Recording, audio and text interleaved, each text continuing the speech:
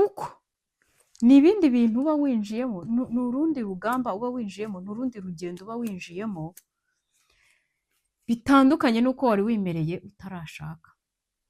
Kanibwira abantu batarashaka, mbere yo gushaka abanza ubitekerezeho, umenye neza ko nubwo uwo muntu mukundana cyangwa se uwo muzashakana azaba agukunda, umenye neza ko atari marayika, umenye neza ko Satani naho yaba ari umuntu mwiza, Satani ararekereje kugira ngo arebe ukuntu yazanamo ibitotsi n'ibitokozi mu rugo.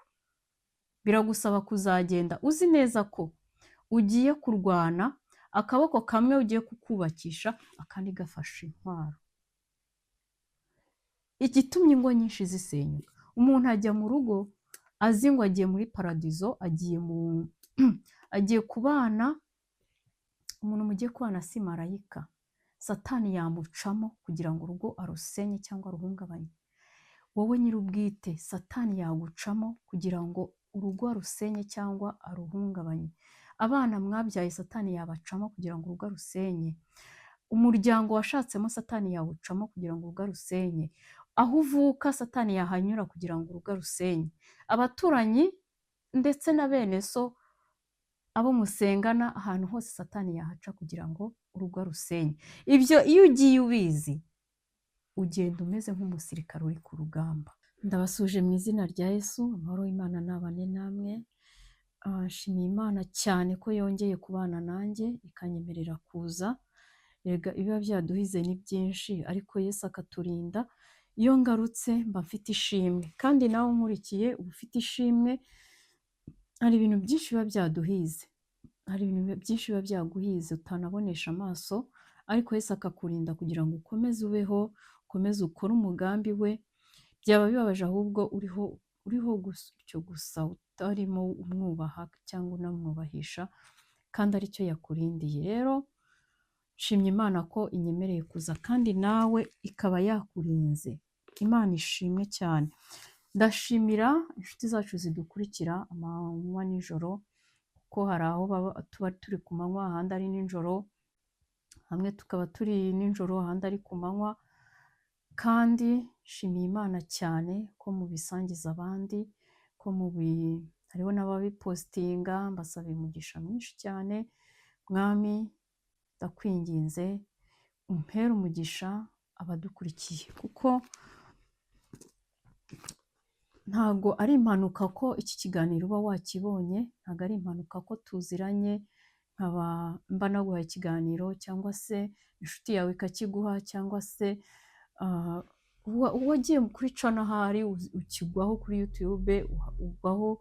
Ntago ari impanuka, hari impamvu, hari impamvu Yesu yemeye ko uba uziyica no ukabukurikira. Hari impamvu. Mboneyeho no kwisegura ku bantu mpereza ibiganiro bamaze kubibona, inshuti zanjye, abavandimwe banjye, ababyeyi, nkakora share kandi bamaze kubibona. Mu by'ukuri hari abambwiye bati rwose ujye ubiduha, nubwo twakoze subscribe, ariko ntabwo kujya gushakisha muri notification z'ama YouTube yose yaje, ugasanga umwanya ni muke, bakavuga ujye ubitwoherereza. Rero kubera ko mba ntazi ababibonye n'abatabibonye, ndabyohereza kuri bose, keretse bamwe bambwiye bati rwose nushaka ntukigore ukinyohereza, mba nakibonye. Icyo gihe uwo nguwo ndamureka, ariko utambwiye niyo mpamvu usanga nabibohereje, kandi wenda bamwe babibonye. Hari n'abambwiye bati nta kibazo pe, nawe wabinyohereza ntakibonye, nta kintu biba bintwaye. Kandi koko ushobora kugisiba, ntacyo biba bitwaye, kuko ngiye nohereza kuri bose, ko mba ntazi abakibonye n'abatakibonye. Rero ndabashimiye cyane abadukurikiye bari muri Amerika, abadukurikiye bari mu Budage, abadukurikiye bari mu Burundi, abadukurikiye bari mu Rwanda, abari muri Tanzania, abari mu Bubiligi, muri Hollande, muri France, mu Bwongereza. Ibihugu byinshi barimo baratuvugisha, tukabibona ko bahari. Yesu abaha umugisha. Nshimiye cyane abantu bakomeza no gushyiraho komenti ni nziza, zituma tumenya ko mudukurikiye. Abenshi muziduha mu gikari, ariko turabinginze no ku kiganiro mujye muzishyiraho, nubwo umwanya wanyu bari mukeya, ariko turabikunda. Aha, turagarutse rero, turi muri wa mwanya wo kwiga ijambo ry'Imana.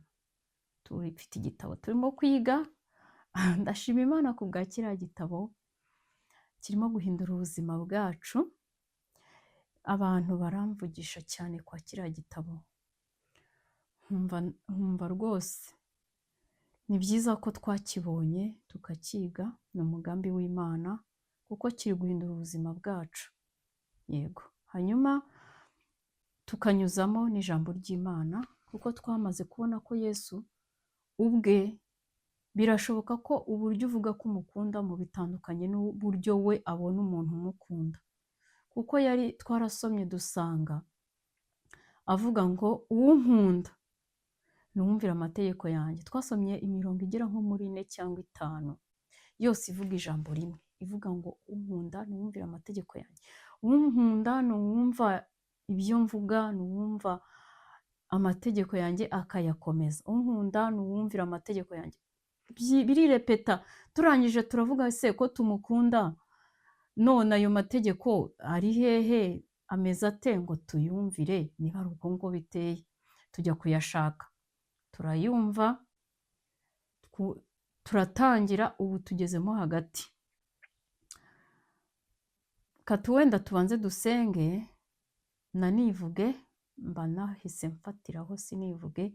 Abenshi turaziranye, ariko ahari hari umuntu waba dukurikiye ari ubwa mbere. Reka nivuge, nitwa Umuhoza Sylvie, ndi mu gihugu cy'Ubudage, bakunda kunyita Mama Karebu. Rero ndashima Imana ko ndahangaha, si kubw'imbaraga zanjye, ni kubw'imbaraga z'Umwami wacu.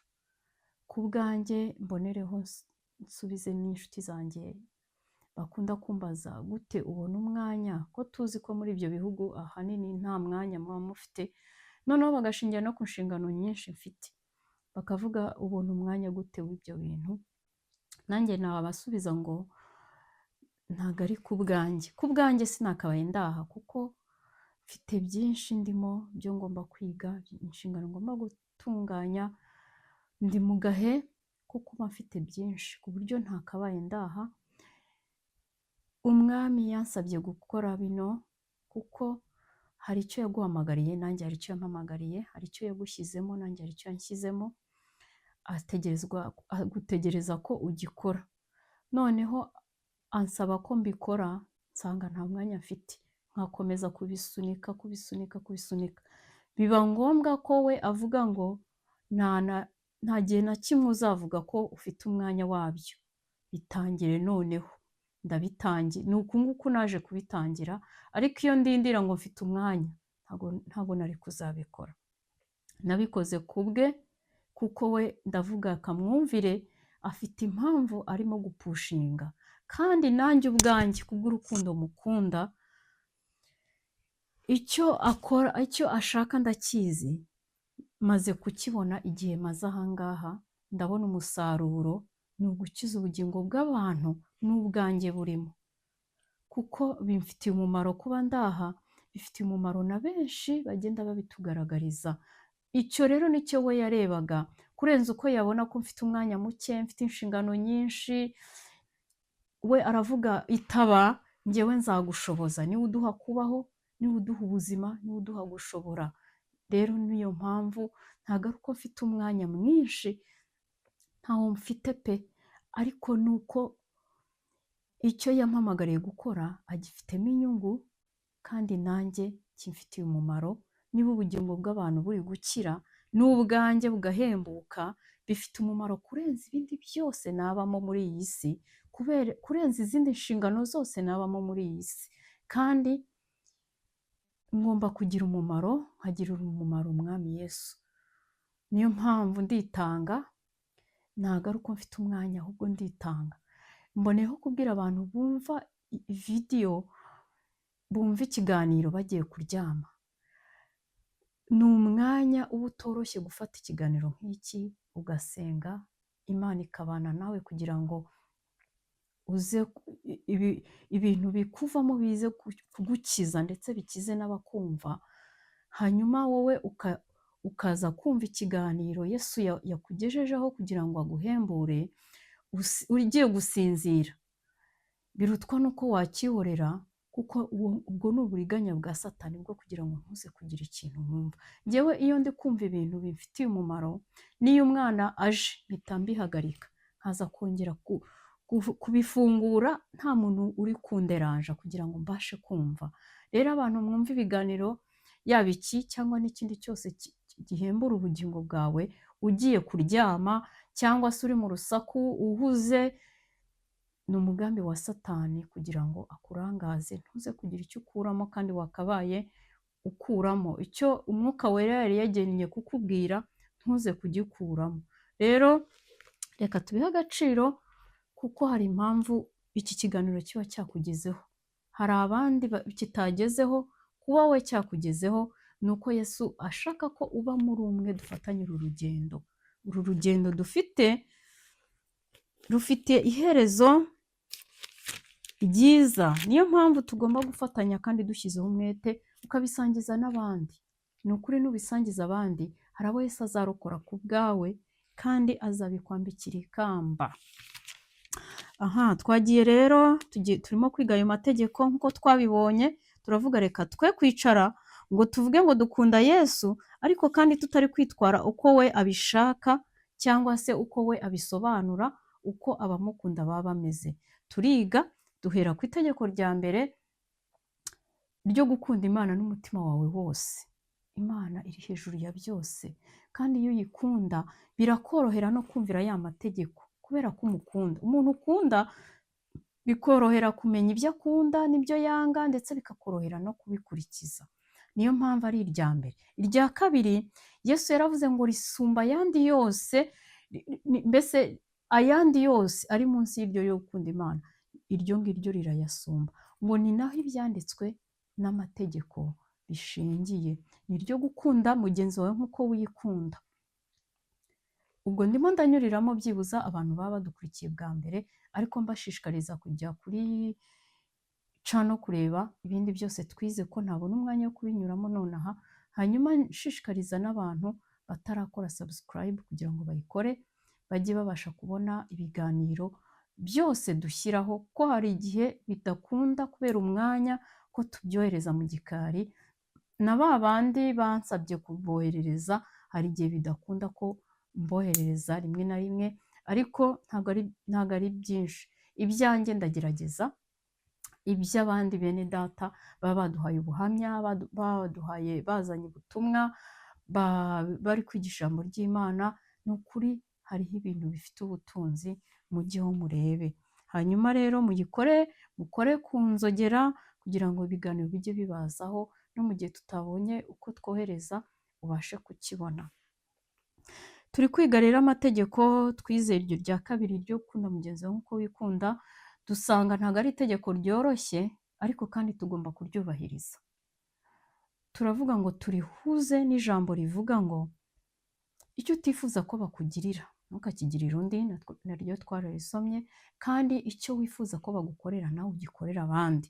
Dusanga iryo jambo rizadufasha gukunda mugenzi wawe nk'uko wikunda, kuko ari ryo tegeko. Ngo ibyahanuwe, amategeko n'ibyahanuwe bishingiyeho.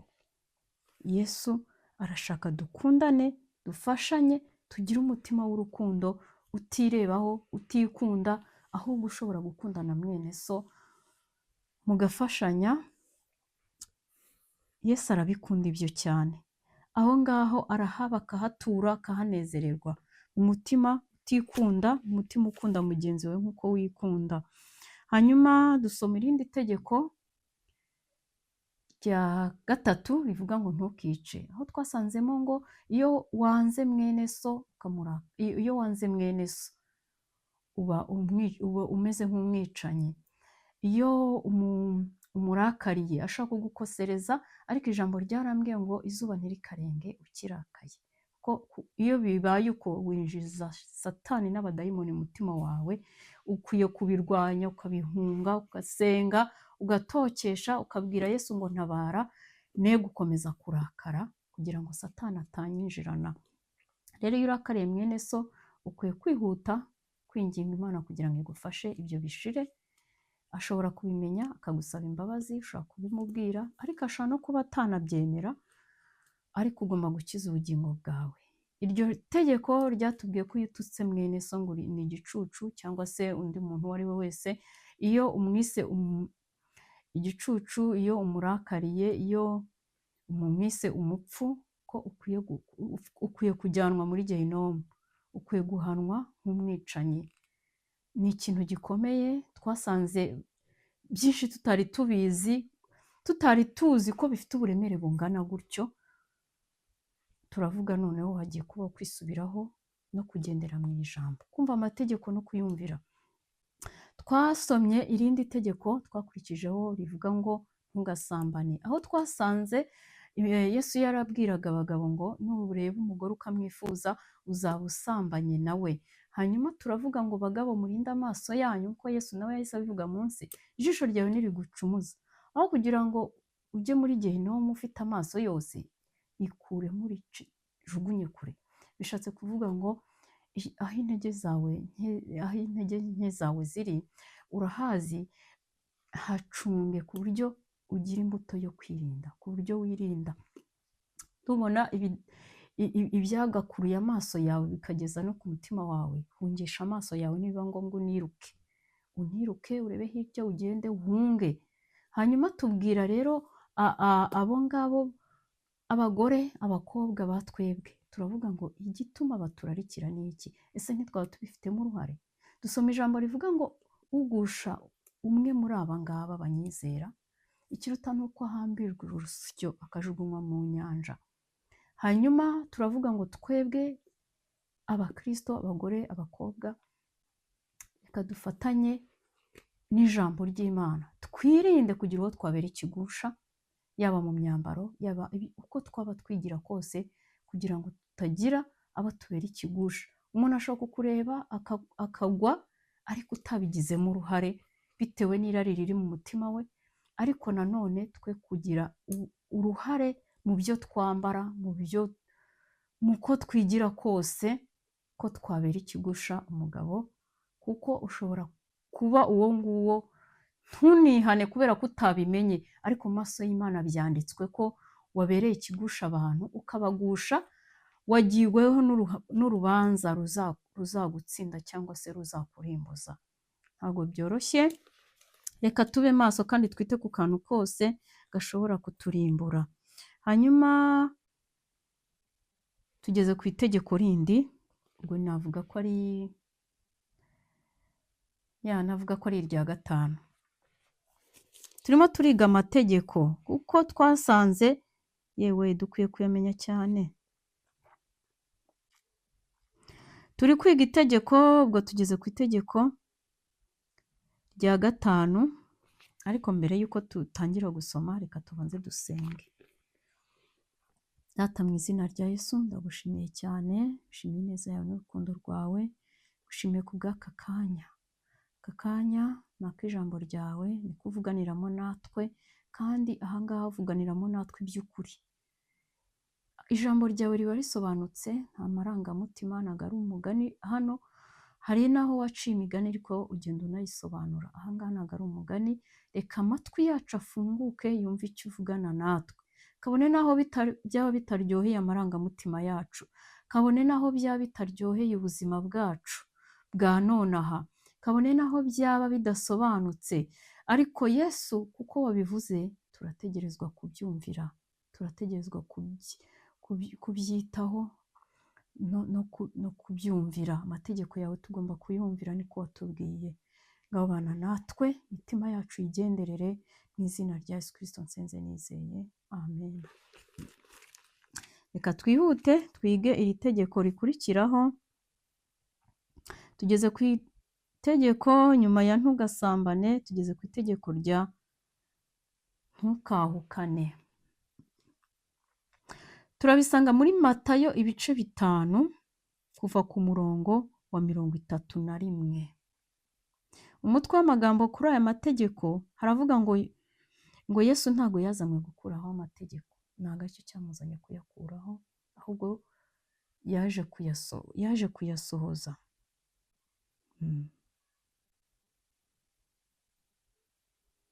aha ubwo rero katwige rino tegeko vuba ubundi dusoze dusenge dusoza mu izina rya Yesu. Nibagiwe gukomeza abantu batameze neza bari muri situwasiyo zitari nziza, ariko ndabibutsa ko Yesu ahari kandi arabakunda, aragukunda mu kibazo cyose urimo. Ntugire ngo yakuretse, ariko hari icyo ashaka kukwigisha. Niyo mpamvu nkwinginze ngo umwegere, umubwire ngo urashaka kunyigisha iki, umubwire ngo bimereye gutya, mfasha, ntabara, ndengera. Araza kukurengera. Ntujye kure ye. Satani aratwongorera iyo turi mu bibazo, aratwongorera cyane, amajwi ye aba ari menshi anasakuza, ariko irengagiza ayo majwi ya Satani. Wegere Yesu mubwire ngo nzi ko ubasha kunkiza, nzi ko ubasha kundengera, bana nanjye, reba uko wangenza. Aragukunda, ntabwo azabura uko akugenza. Ngaho humura, komera. Ashobora kuba ari uburwayi, ashobora kuba ari ibibazo bitandukanye, ariko nta kintu na kimwe yananirwa, nta kintu na kimwe atakora, nta kintu na kimwe. Kandi ashobora no kutagikora nonaha, ariko akaguha imbaraga, akagucira utuyira. Ndakubwiza ukuri, arahari ngo akumve, aguteze amatwi, arakurindiriye ngo utabaze, ubundi nawe agutabare.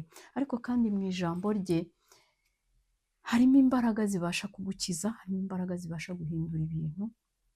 Hari ubutumwa dufite kuri channel yacu bw'umuhungu wakoze impanuka agira ikibazo cy'umutima. Sinzi niba mwarabikurikiye, niyo mpamvu mbinginga ngo mujye mukurikira ibintu dushyiraho. Bishobora gutangira wumva nta message irimo, ariko ujye urangiza ikiganiro wumve. Ari umucuranzi akunda korari, akunda kuririmba, bamutegeka kutongera kwegera ibyo kubera ko byasakuriza, ubwo burwayi bwe bugarushaho gukomera. Asanga ntabwo bizakunda, abwira Yesu ngo ntabwo byakunda, ahubwo aracuranga cyane. Ajya mu cyumba arakinga, aracuranga, arangije arasenga. Umutima we warakize. Asubiye kwa muganga baramubwira ngo nta kibazo n'iki kimwe umutima wawe ufite. Rero mu ijambo harimo gukira indwara, harimo gukira ubukene, harimo gukira ibintu byose. Reka dukunde ijambo ry'Imana, harimo byose. Egera Yesu, senga, hanyuma ukunde ijambo, uraza kubona ubutabazi buturutse kuri we. Yego, reka dusome rero. Handitse ngo ntukahukane, umurongo wa 31 muri Matayo 5. Kandi byavuzwe ngo uzasenda umugore we amuhe urwandiko rwo kumusenda. Niko amategeko ya mbere yavugaga. Hari amategeko yari ahari imbere, hanyuma Yesu waza noneho afite ukundi kuntu aje kubisobanura. Ariko jyeweho ndababwira yuko umuntu wese usenda umugore we atamuhora gusambana aba amuteye gusambana. Kandi uzacyura uwasenzwe azaba asambanye. Sinzi niba ariko Bibiliya yawe ivuze nayo, njyewe yanjye ni kwivuze, ariko nzi ko Bibiliya nyinshi rwose ziravuga nuko ziri kubivuga. Zishobora kuzana amavokabulere atandukanye, ariko yose yerekeza kuri iki ngiki. Kera iyo wagomba gusenda umugore, wagomba kumuha urwandiko. Ni nk'ikimenyetso cy'uko yari umugore wawe. Niba anatwaye n'inda cyangwa se atwaye n'abana bakiri bato, hakazabaho ko abo bana baza gushaka umunani cyangwa se kugira gute, ntabwo uzabona uko ubihakana, kuko hari urwandiko wahaye mama wabo n'abawe bari mu nshingano zawe. Ariko Yesu we yarabirebye aravuga oya, ibingibi bifite akavuyo, ibingibi birimo gukomeretsa no kurenganya, gukomeretsa imitima ya benshi, kurenganya. Ibi ni akavuyo. Umugabo akwiye kuba uw'umugore umwe, umugore nawe akwiye kuba uw'umugabo umwe. Nubwo isi itabyemera, isi itabishaka, ariko nuko nguko bimeze. Turaje dusome ijambo ry'Imana twumve icyo Yesu yavuze. Twebwe turi ahangaha ngo tube abakristo beza, twe kuba abanyamadini beza cyangwa se abandi bantu bandi. Tugomba kubahiriza ijambo ry'Imana kabone naho ryaba ritaryoheye amarangamutima yacu.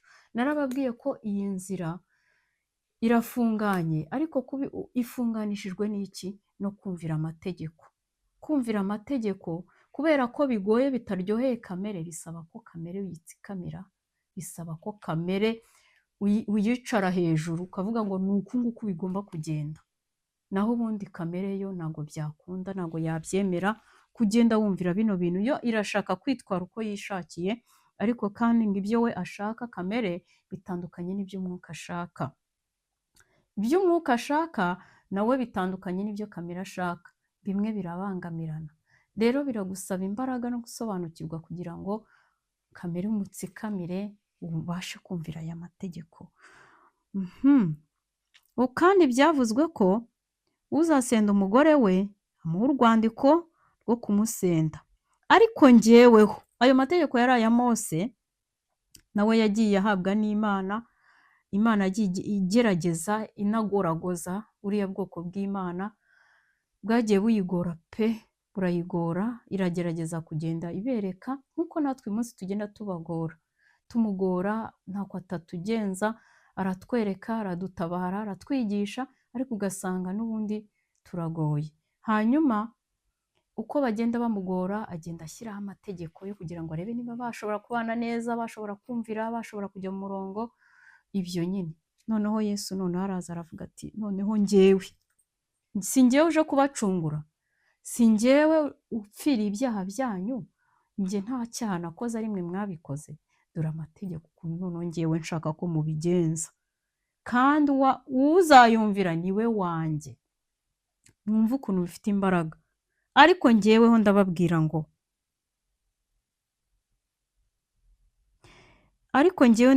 yuko umuntu wese usenda umugore we atamuhora gusambana aba amuteye gusambana, kandi uzacyura uwasenzwe azaba asambanye. Bishatse kuvuga iki? Bishatse kuvuga ngo si ukuvuga ngo ni umugore gusa, uzasenda umugore gusa ngo atamuhora gusambana. N'umugore uzasenda umugabo cyangwa se uzahukana akava mu rugo agasiga umugabo atamuhoye gusambana, cyangwa se akanamwirukana, bibaho, atamuhoye gusambana, azaba amuteye gusambana. Kiriya cyaha uriya azagikora, ariko nyirabayazana wacyo ntekereza ko azahanwa kurenza uriya wabikoze. Ibi nabyo ndabona byenda gusa n'ibyo twize ubushize.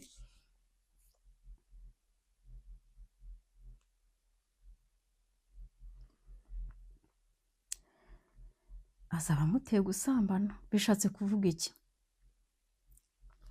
Niba ushakanye n'umuntu ukavuga ngo tuzatandukanywa n'urupfu cyangwa Kristo agarutse, Yesu aravuze ahangaha, birashoboka ko umuntu yagira ubusambanyi, wowe umutima wawe bikakunanira kubyihanganira, ukaba wavuga ngo ndabiretse cyangwa se mbivuyemo. Aho ngaho birashoboka, ariko nanone byaba byiza ubanje ukihangana ukanamusengera, keretse igihe wagerageje ibyo byose bikanga, wagenda. Hanyuma rero mva munsi, kandi uzacyura uwasenzwe azaba asambanye. Bishatse kuvuga iki? Wa wundi basenze, niba wenda bamusenze kuko atasambanye cyangwa se yasambanye, wowe uzaza kumucyura uzaba usambanye. Uyu munsi wa none aya magambo abantu barayirengagije, wagira ngo nyir'ukuyavuga yaragarutse ayacishamo akarongo, cyangwa se nyir'ukuyavuga yaragarutse aravuga ngo ndabyoroheje, noneho umuntu ashobora, urugo rwa mbere rushobora kunanira ugashaka urundi rwa kabiri. Birashoboka rwose bana banjye, birashoboka. Nta kondanansi, nta rubanza ku muntu byabayeho. oya ntabwo ndigera mubona agaruka keretse niba hari abamubonye cyangwa hari ababonye iyindi bibiliya aza abivuguruza cyangwa ashyiramo imiyaga, ariko twebwe njye ntabwo ndayibona, nawe ubwe ndabizi neza ko ataraza ngo abigenze uko nguko, ibi ni byo we yivugiye. Tugiye kureba andi magambo noneho nayo afite ukuntu abisobanura neza. Ndakwinginze niba wubatse urugo rubere maso, rubere maso, kuko kutarubera amaso kwawe bishobora gutuma mugenzi wawe arimbuka kandi atakabaye arimbuka, bishobora gutuma ubugingo bwawe burimbuka kandi utakabaye urimbuka. Bera amaso urugo rwawe, he kugira ugushuka ngo nudivorusa ngo hari amahirwe ya kabiri. Hari abayahawe, sinzi uburyo bayahawemo, twe turaza kureba ijambo ry'Imana icyo ritubwira, ibindi byo ku mpande ntabwo tubibuze kubijyamo, ariko ndakubwiza ukuri, rinda urugo rwawe. Niba ufite amahirwe yo kuba ukirufite, rubere maso, rubere maso uwo mwene so muri kumwe. Ntabwo byoroshye, ariko ndababwira ko Imana yacu irahari ngo idushoboze, ntabwo yaduhereza ibintu bikomeye wenda nka gutya ngo narangiza atwihorere ye kudufasha. Tugiye kureba mu Bikorinto ba mbere ibice 7, turahera ku murongo wa 10. Ngo abamaze gushyingiranwa ndabategeka, nyamara si jye ahubwo ni Umwami wacu, umugore ye kwahukana n'umugabo we, ariko niba yahukanye abe igishubaziko cyangwa yiyunge n'umugabo we, kandi umugabo ye gusenda umugore we. Ntibijyanye na bya bindi we kwahukana. Niba binabaye ngombwa wagoragoje, birashoboka cyane pe ko wagoragoza umuntu akakunanira kugeza ubwo wumva utakibishoboye, ukavuga ngaho kugira ngo ubugingo bwanjye burimbuke, kambe ngiye gatoya mbanze ntekereze, mbanze nduhuke. Ariko cyane cyane Yesu yavuze ngo utamuhoye gusambana.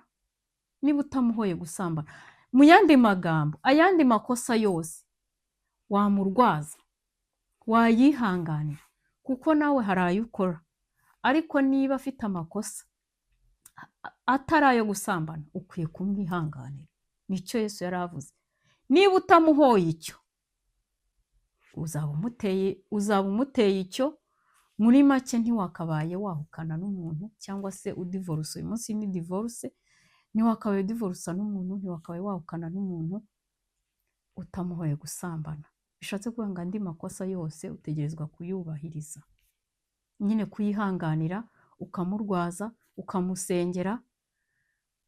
Mbese ijambo ryaratubwiye ngo utikorera umusaraba we ngo ankurikire ntakwiye kuba umwigishwa wanjye. Ahari niba Imana iguhekesheje kugira ngo umuheke, uzamugeze imbere ye. Ahari kumwihanganira bizatuma, reka tubisome mu ijambo. Kandi umugore ufite umugabo utizera we agakunda kugumana nawe, ye kwahukana n'umugabo we, kuko umugabo utizera yezwa kubw'umugore we. Umugabo udakijijwe ashobora gukizwa kubera wowe mudamu. Niba wowe ukijijwe, mwerera imbuto. Birashoboka cyane ko yakizwa kubera wowe wamwereye imbuto, hanyuma ugakiza ubugingo bwe. Ngo kuko umugabo utizera yezwa kubw'umugore we, kandi umugore utizera yezwa ku bwa mwene data uwo. Iyo batizera bityo, abana banyu baba bahumanye, ariko none dore ni abera. Turajya ku murongo wa 16. Wa mugore we, ubwirwa n'iki yuko utakiza umugabo wawe? Nawe wa mugabo we, ubwirwa n'iki yuko utakiza umugore wawe? Mbere yuko wihutira kwahukana n'umuntu, ubwirwa n'iki ko utamwihanganira nyuma agahinduka? Muri make kanibwirira abantu batarashaka, mbere yo gushaka abanza ubitekerezeho. Hariho ibyanditswe Pawulo arimo aburira abantu batarashaka, niba ubishoboye ubyihorere, kuko ni ibindi bintu uba winjiyemo, ni urundi rugamba uba winjiyemo, ni urundi rugendo uba winjiyemo bitandukanye n'uko wari wimereye utarashaka. Kanibwira abantu batarashaka, mbere yo gushaka abanza ubitekerezeho, umenye neza ko nubwo uwo muntu mukundana cyangwa se uwo muzashakana azaba agukunda, umenye neza ko atari marayika, umenye neza ko Satani naho yaba ari umuntu mwiza, Satani ararekereje kugira ngo arebe ukuntu yazanamo ibitotsi n'ibitokozi mu rugo. Biragusaba kuzagenda uzi neza ko ugiye kurwana, akaboko kamwe ugiye kukubakisha, akandi gafashe intwaro. Igitumye ingo nyinshi zisenyuka, umuntu ajya mu rugo azi ngo agiye muri paradizo, agiye kubana, umuntu mugiye kubana si marayika.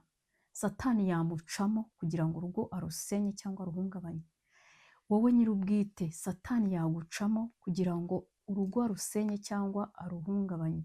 Abana mwabyaye, Satani yabacamo kugira ngo urugo arusenye. Umuryango washatsemo, Satani yawucamo kugira ngo urugo arusenye. Aho uvuka, Satani yahanyura kugira ngo urugo arusenye. Abaturanyi ndetse na bene so, abo musengana, ahantu hose Satani yahaca kugira ngo urugo arusenye. Ibyo iyo ugiye ubizi, ugenda umeze nk'umusirikare uri ku rugamba, ukubaka urugo ariko unakanuye uvuga ngo aho uzaturuka hose ntabwo bizakunda. Ukagenda ugiye kubera amaso urugo, ukaba uzi ko nubwo urwinjiyemo hari umuntu uri kuruhiga, hari uri kuruhiga ku buryo ahantu hose yahanyura kugira ngo arusenye. Ibyo iyo ubizi, niyo ikintu kije urabanza ukareba ni iyihe mpamvu kije, ntabwo uhita wirukanka ibintu ngo bigire intambara, ngo ubashe kwahukana. Sinzi icyo navuga, hari abantu ingo zananiye, baragerageje, bagize gute, ariko Bibiliya nayo hari ikintu itubwiye. Mu gihe byanze, hari n'igihe wowe udashaka kudivorusa ariko uwo muri kumwe akabigupushinga, akabisaba. Icyo gihe niba ashaka kugenda ntacyo wabikoraho, ariko reba icyo Bibiliya ivuze. Bibiliya iravuze ngo ariko niba yahukanye abe igishubaziko. Igishubaziko ni umuntu, ntabwo nzi ikinyarwanda cyane, ariko nzi ko ari umuntu urugo rwananiye cyangwa se utagize amahirwe yo kubaka urugo, akagaruka mu rugo. Uyu munsi wa none ibyo kugaruka mu rugo igihe bitabaho, ukajya kwibana, waba uri kumwe n'abana bawe, waba uri wenyine, ni uko nguko. Mbese umuntu wigize gushakaho bikanga. Hanyuma turebe undi murongo rero, ngo umugore ahambirwa, ni umurongo wa 39. Turi ku gice cya 7 cyo mu Bikorinto ba mbere, niho twasomye ku murongo wa 10, dusoma ku murongo wa 11, dusoma kuri 13 na 14, dusoma kuri 16, dusoma kuri 39, niho tugeze. Ubwo nari ndimo kunyuriramo abantu kugira ngo mwibuke ahantu turi. Niba utashoboye no kuhandika nonaha cyangwa se gusoma, uze kubona uko uhasoma nyuma. Ku murongo wa 39 havuga iki? Ngo umugore ahambirwa ku mugabo we akiriho, ariko iyo umugabo apfuye nta kimubuza gucyurwa n'uwo ashaka, icyakora iyo ari uri mu mwami wacu. Bishatse kuvuga iki? Nagiye mvuga ibintu bitandukanye, ariko intego yabyo nyirizina niyo kurinda urugo rwawe no kwihanganira uwo muri kumwe mu gihe harimo ibibazo, ariko no mu gihe mufite amahoro, umenye ko ibi ngibi birafekita ubugingo bwawe. Twebwe intego y'iyi cano, intego y'uyu murongo ni iyo kugira ngo urugendo turimo tuzarusoreze mu bwami bwo mu ijuru. Turi mu nzira ifunganye bene da, ni inzira ifunganye. Yesu niko yatubwiye, yaravuze ngo inzira ifunganye irajyana abantu mu bugingo buhoraho. Niho urugendo rurimo kurangirira, ariko irafunganye. Arangije aravuga ngo iracamo bakeya, ngo ariko inzira ngari iracamo benshi kandi irajyana abantu kurimbuka. turi mu nzira ifunganye twebwe. Niyo mpamvu turi kwiga amategeko tugira ngo tuyumvire biryoshye, byoroshye, ariko se ubundi aya mategeko nta na rimwe nigeze mbonamo byoroshye. Ariko kandi nta n'irikomeye. Ukurikije Gehinomu iri hariya, ugakurikiza n'aho turimo twerekeza, ugakurikiza, nyuma tuziga turebe mu ijuru. Si Gehinomu turi kwiga, tuzareba nyuma igihugu cyo mu ijuru. Ni igihugu cyiza cy'amata n'ubuki, ni igihugu cy'umunezero, ni igihugu cy'ibyishimo, ni igihugu sinzi ukuntu nabivuga. Umuntu wese nta n'icyo utatanga ngo ujyeyo, nk'uko nta n'icyo utakora, nta n'icyo utarekura, nta n'icyo utajugunya ngo ntujye muri Gehinomu. Hariya turimo tujya ni heza. Mureke twihanganire iyi nzira ifunganye, twihanganire aya mategeko. Njyewe nzi neza kuba abantu bari kudivorusa bakongera bagashaka kandi ari abakristo, ndakubwiza ukuri ntabwo bikuraho ko iri jambo Yesu yarivuze. Nta nubwo yigeze aza ngo arivuguruze. Niba umuntu akubwiye ngo Imana itanga amahirwe ya kabiri, Imana ifite piyese, Imana ni urukundo, izi ko bibaho, we dore ibyo yivugiye. Ibyo bindi muba mugenda mwongeraho. Reka twebwe abo kuri Murika twite ku ijambo Yesu yavuze, twite ku ijambo riri muri Bibiliya, ibindi byo ku mpande tubyihorere. Ukuri kutavangiye ni uku nguku. Umuntu yakubwira ati Imana yarabimbwiye, irambwira ngo uyu mugabo si uwanjye, uyu mugore si uwanjye, izampundi, niyo mpamvu twadivorushije impundi. Yewe abantu hanze aha mumbabarire, biteye ubwoba, biranababaje. Abapasiterikazi barashatse ingo zingahe pe? Ukibaza Bibiliya, ese Imana yabibabwiye? Ntabwo nabona ikintu mvuga. Ariko niba ukunda Imana, niba ukunda Yesu, reba icyo ijambo rivuga. Njyewe nzi abantu bagize amahirwe makeya yo kubaka ingo zabo, nta n'uruhare babigizemo. Birashoboka n'umugabo akaguta, akakunanira, akagenda, ariko akihangana akavuga ngo ntabwo ijambo ry'Imana rinyemerera kongera gushaka kandi uwo twashakanye akiriho. Ntabwo bishoboka, niko ijambo ritubwiye. Umugore cyangwa umugabo umugore ahambirwa ku mugabo we igihe cyose akiriho, ariko iyo apfuye nta cyamubuza kongera gucyurwa n'uwo ashaka. Niko ijambo ritubwiye mu bice 7 by'Abakorinto ba mbere, umurongo wa 39. Niko hatubwiye. Niba waradivorushije, uwo mwadivorushije akaba akiriho, ariko niba utaramuhoye gusambana, ni ukuri mwakabaye mwiyunga, mukongera mugasubirana, mugafatanya kurera abana. Ariko niba atari icyo mwapfuye, ahari n'uwo mwashakanye ntiwanabimubwira ngo abyumve, wenda warashaka no kwishakira abandi, niki? Dore icyo we bigusaba, biragusaba gutuza ukari igihe cyose akiriho. Ntabwo wemerewe gushaka, niko ijambo ritubwiye. Ariko abantu babirenzeho, barashatse koko we. Abantu bagadivorusa bakajya gushakana n'abandi, ngo ni abakristo bari mu nzu y'Imana baravuga ubutumwa, ibintu bigakomera. Ukibaza Bibiliya bakoresha ni iyahe? Ese umwami barimo bakorera ni uwahe? Mwitondere ijambo ry'Imana. Ntimwishinga b'iki gihe, ntimwishinge abo irari ry'isi rikuruye n'irari ry'umubiri bakirengagiza ijambo ry'Imana.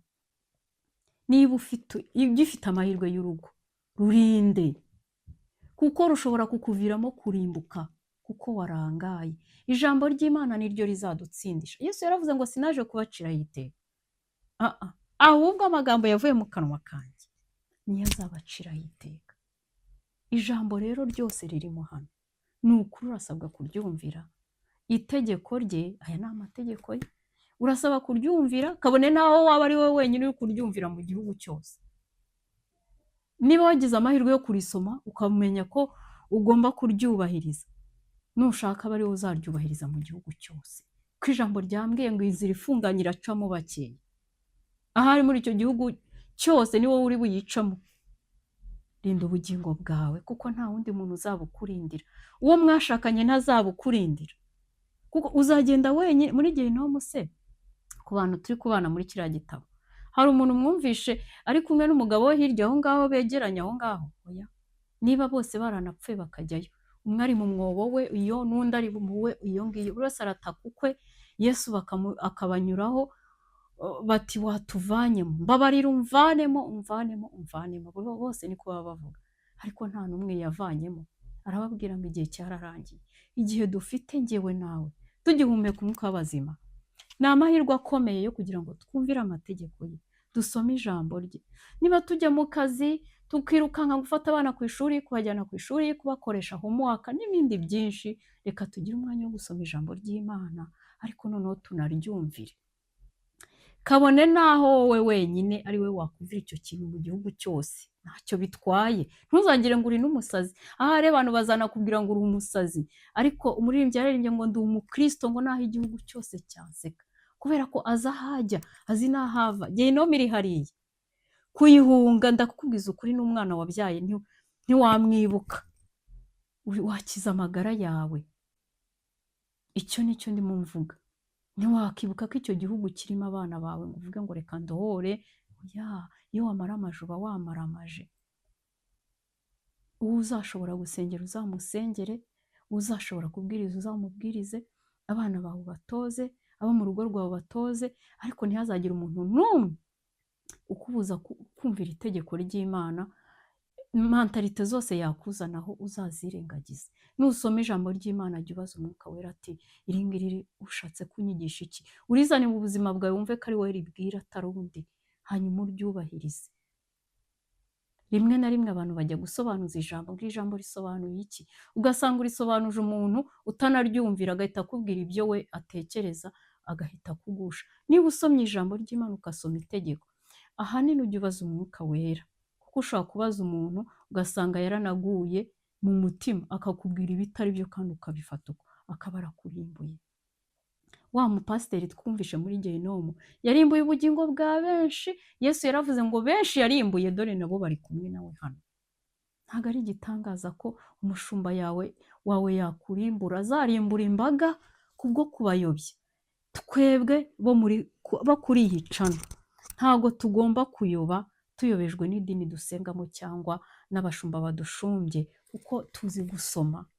Dufite amahirwe yo kuba tuzi gusoma. Niba utazi no gusoma, uzegere mwene so musengana ajya gufasha gusoma, agufashe.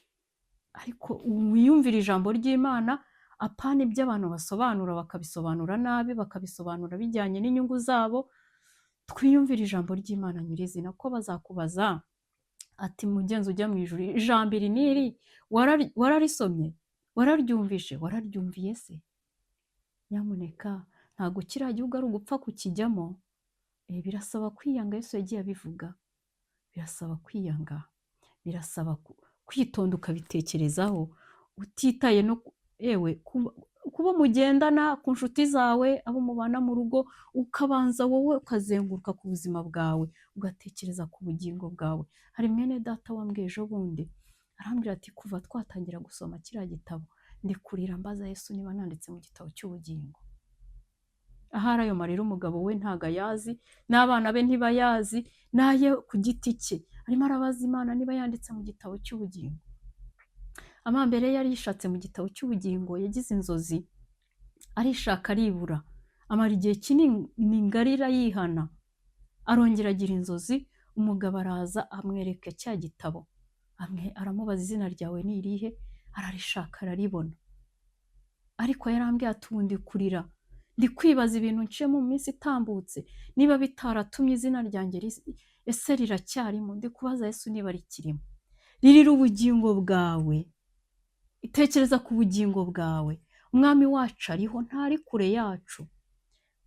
Umuganirize, umubaze, ese ndi mu gitabo cy'ubugingo? Ese ibyo ubona aho mfite intege nke n'imbaraga, ariko nzabane nawe. Bigira intego, bigira ubuzima, bitekerezaho amanywa nijoro, bitekerezaho uri mu kazi, bitekerezaho uri mu rugo. Mu izina rya Yesu ndabakunda, turi kumwe. Nanjye nariyemeje, nemereye Yesu ko ngomba kwitaba we akankoresha, ubugingo bwanjye bugahembuka, n'ubwa benshi, we njye ntazi we azi. Rero ndahari, tuzakomeza kuganira, ndanezerewe cyane ko tubana kandi ndabakunda. Reka dukomeze dufatanye kunyura muri iyi nzira ifunganye twumvira amategeko ye. Yesu abaho umugisha. Shalom shalom. Reka dusoze dusenga. Data, mu izina rya Yesu, urakoze kubw'izina ryawe ryera, urakoze kubw'imbaraga zawe, urakoze kubw'ijambo ryawe, urakoze kubw'amagambo utuganirije. Ni amategeko ataryoheye umubiri ariko akiza ubugingo bwacu iriya gehinomu. Ndakwinginze udushoboze kuyumvira no kuyatekerezaho imitima y'abantu bankurikiye. Ndakwinginze uyigenderere, ye kwirebaho, ye kureba kuri kamere n'ibindi, ahubwo irebe icyo ijambo rivuze icyubahirize mu izina rya Yesu. Urakoze, ndagushimiye. Komeza kubana natwe muri byose, mu izina rya Yesu nsenze nizeye, amen. Shalom shalom.